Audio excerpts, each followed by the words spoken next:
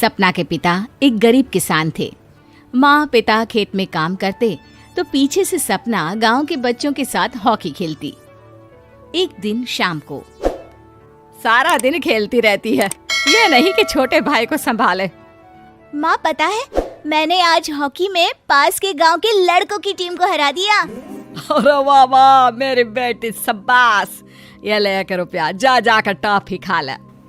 सपना खुशी से पिता के गले लग जाती है और बाहर चली जाती है। अरे तुम इसको बिगाड़ रहे हो, मैं ना इसकी शादी ही करा दूंगी। ऐसा कैसे शादी करा देगी? हाँ, अभी तो उम्र खेलने की है। माँ बड़बड़ करती वहां से निकल जाती है।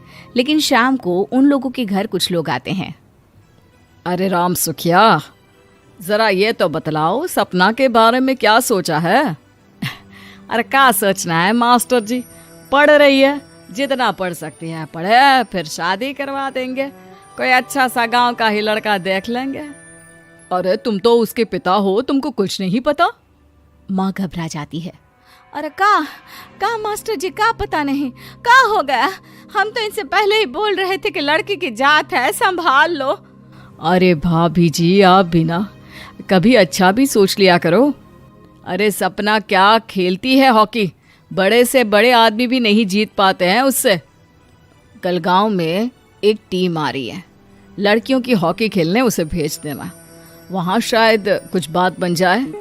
अरे ना ना मास्टर जी, कोई खेल वेल नहीं करवाना हम लोगों को, वो भी शहर के लोगों के साथ तो बिल्कुल भी ना। शहर के लोगों को ना कोई भरोसा नहीं होता मास्टर जी।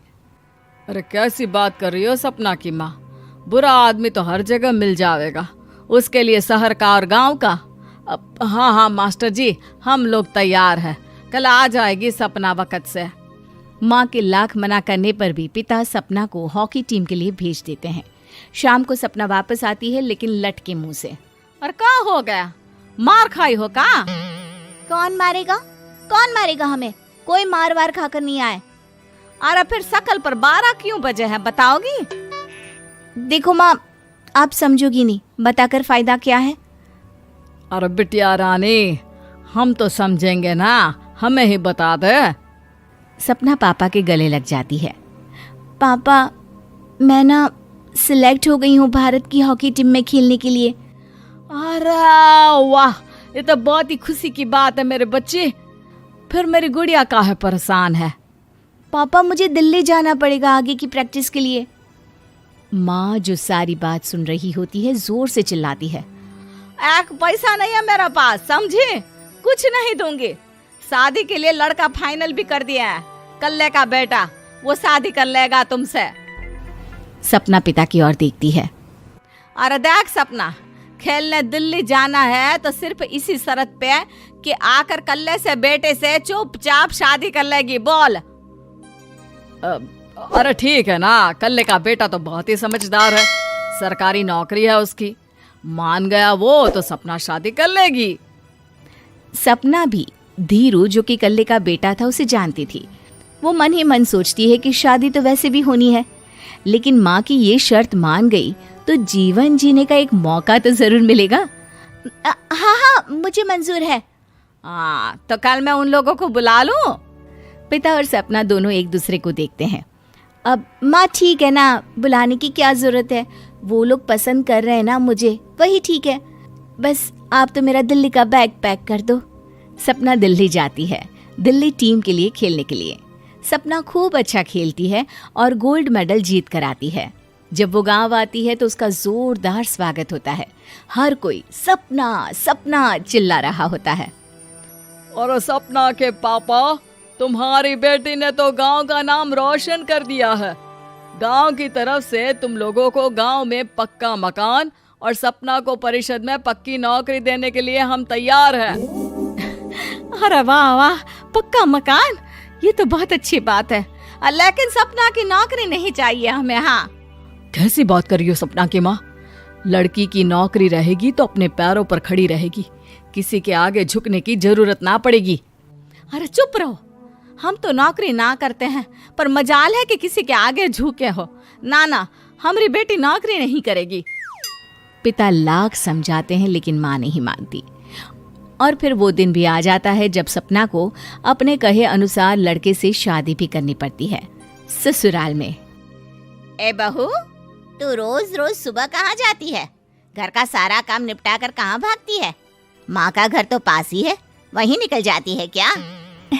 नहीं माँ जी, मैं हॉकी खेलने जाती हूँ, मुझे खेलना पसंद है। खेलना पसंद है? अरे कैसी बात कर रही है बहू, शादी के बाद तो कोई लड़की खेलती फैलती नहीं है, वो घर का काम काज देखती है। सपना कुछ नहीं कहती। वो एक रोज कमरे में अपनी अलमारी ठीक कर रही होती है कि तब सुनो, वो जो लटक रहा है ना, क्या बोलते हैं उसे? मेडल। सपना पति की बात सुनकर खुश हो जाती है, उनके पास जाती है। मैं सोच ही रही थी कि तुमने कभी पूछा क्यों नहीं। ये मेडल है, मैंने जीता है, पता है, हॉकी में।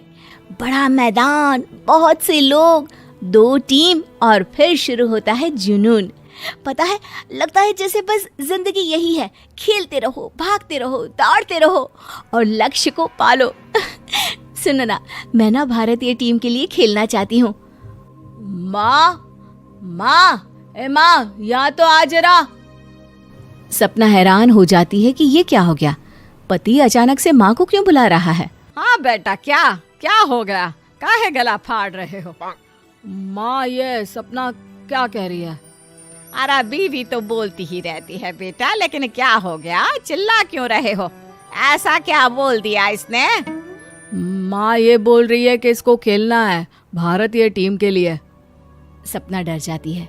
नहीं माँ जी, मैंने कहा कि मैं चाहती हूँ कि वो मैं बोला था ना, शादी के बाद कोई खेलता नहीं, घर का काम काज देखता है, लेकिन फिर भी। नहीं माँ जी, ठीक है, मैं घर का काम देखूंगी, कल से मैं खेलने भी नहीं जाऊंगी, माफ कर दीजिए। सपना पति की तरफ देखती है जो माँ की तरफ देख रहा होता है।